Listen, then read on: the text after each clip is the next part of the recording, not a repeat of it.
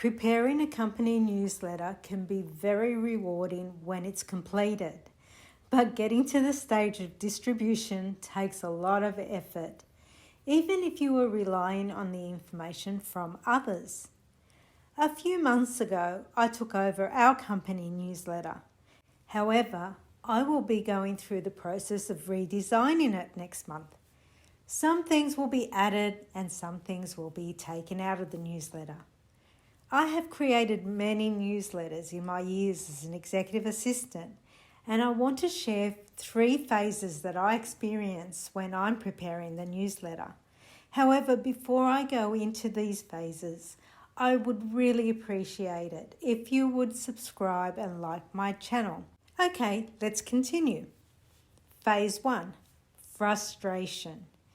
Waiting on the executive team to submit their information to me, which they usually delegate to one or more of their staff members to prepare, can be frustrating, especially when I place the reminder in their calendar on the date the newsletter information was due each month, as well as adding a reminder 3 days prior to the newsletter's due date.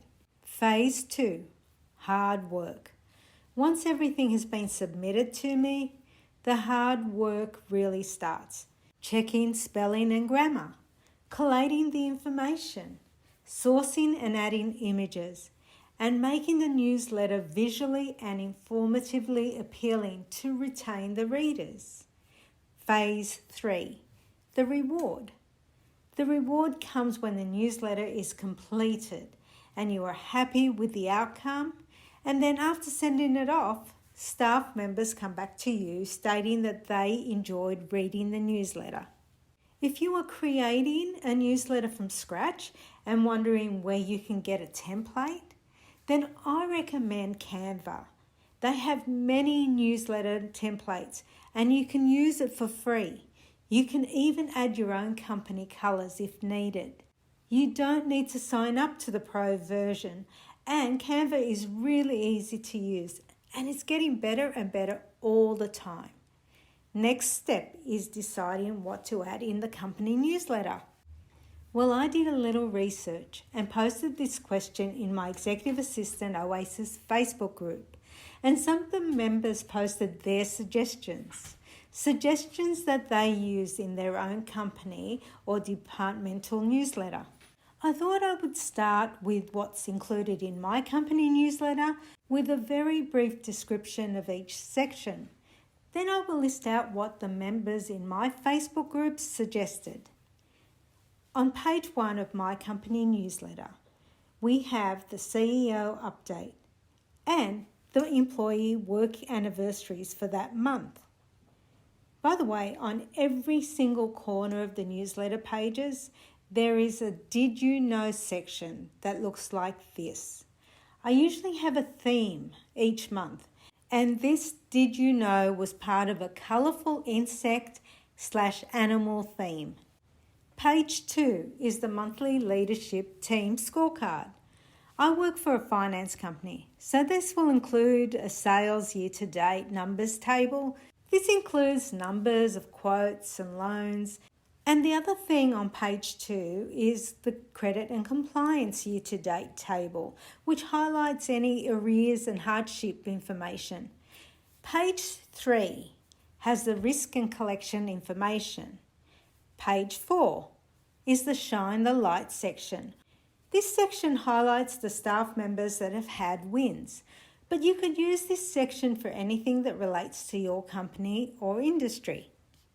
Page 5 has the National Sales and Support Team update. This lists how each state is doing. New starters are highlighted along with promotions.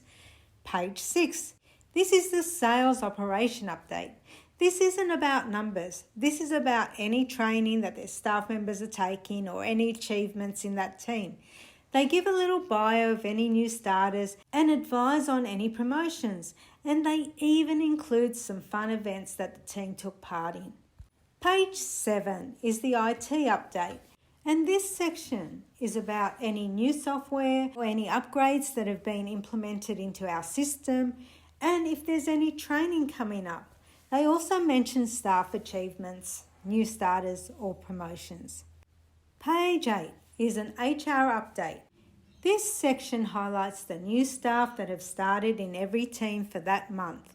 This section will mention if performance reviews are coming up or any changes to the workplace laws. It also highlights any vacant roles with our company and anything else that relates to HR. And the last page in our newsletter, which is page 9, we have a Getting to Know You section where we highlight a different staff member each month, but we ask the same 2 questions. Here are the 2 questions we ask. Question 1. What has been your experience at our company to date? And question 2. Tell us about you. Of course, you can have more than 2 questions and they can be about anything you like them to be. We also ask for 3 photos to go along with their Getting to Know You information. Now let's move on to the other suggestions from the Facebook group. These suggestions are in no specific order, so let's go. People team updates, internal job posting, marketing updates. I will be introducing this to our newsletter. Product news and updates, book club, celebrations, paydays, who's on leave, upcoming sponsorships, upcoming events, policy updates, technology corner. I love this title. I'm going to change our IT update to this title. Snapshot of last month's events, how to stay healthy, brain teasers, and the winner will get a voucher of some kind. And the way that will work is all submitted answers by a certain date will go into a hat and a name will be drawn out of that hat. That way, it makes it fair for anyone that doesn't read the newsletter straight away to respond. Recommendations, such as TV shows or books. Promoting staff side hustles. Now, I'm not sure if a lot of companies would be open to this, but really there's no harm in asking. What's happening in your town or city? This one might not be for companies that have branches in different states or countries because there would be too much to list and too much to research. As you can see, there are a number of things you can add to a newsletter. It may take you a few attempts to find a layout that suits your company, so don't be scared to tweak it each month. And let your manager know of your intent to change it up each month until you feel it's the right fit for the company.